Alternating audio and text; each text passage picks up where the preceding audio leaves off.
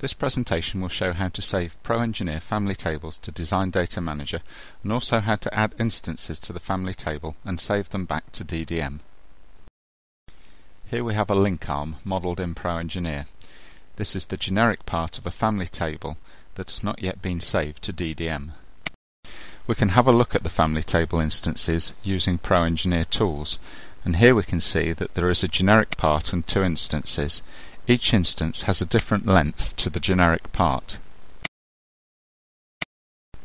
We can now save this family table into DDM using the Save Family Table command from the PDM integrator menu.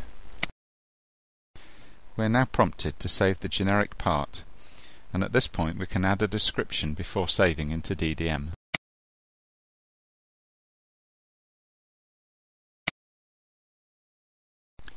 Now in the same way we will be prompted to save the instances. Notice that the instances have taken the same part description as the generic. We can now change this to give a more meaningful description for each instance.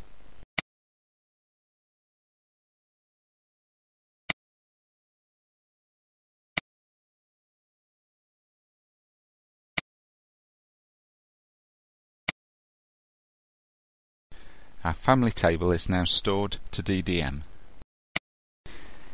If we investigate the properties of the generic part and look under the Link tab, we can identify the instances related to the generic part we are looking at. In a similar way, we could look at the properties of an instance and find its generic part. For now, we've finished our work on this family table and we're going to remove it from our ProEngineer session.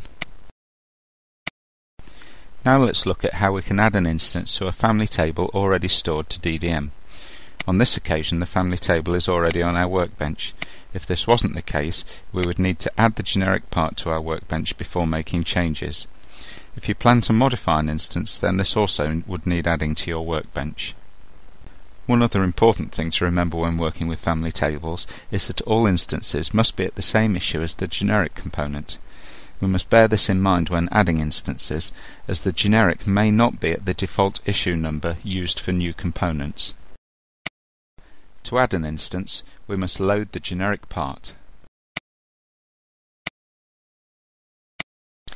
Now using standard ProEngineer tools, we can add an instance to the family table and give it a part number. Notice that the family table now has DDM parameters added to it.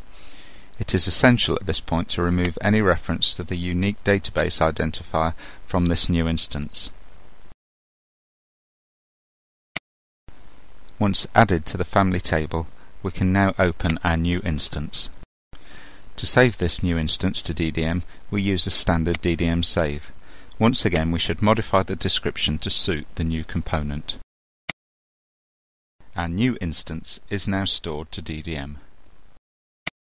To complete this exercise, let's now release our family table and remove the generic and all instances from our workbench.